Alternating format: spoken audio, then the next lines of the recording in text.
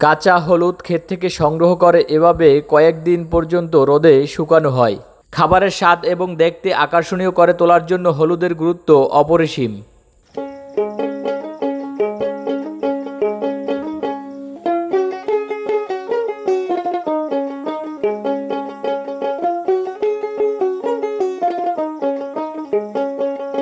আজকের ভিডিওতে আমরা দেখব কিভাবে সম্পূর্ণ গ্রামীণ পদ্ধতিতে রান্না করার হলুদ খাবারের উপযোগী করে তোলা হয়।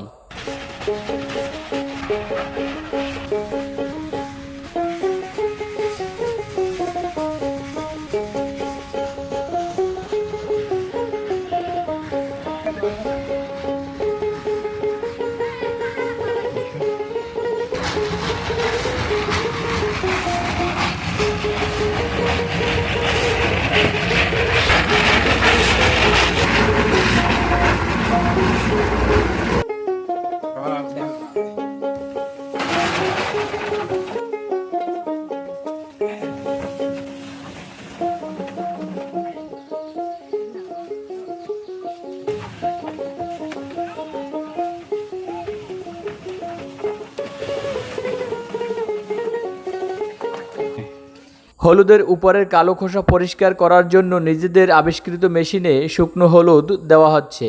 এভাবে কয়েক ঘন্টা মেশিনের সাহায্যে চরকায় ঘুরিয়ে উপরের খোসা ফেলে খাবারের উপযোগী করে বের করা হয়।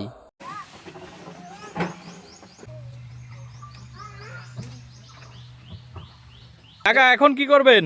চালু করব। চালু করবেন? জি। আচ্ছা।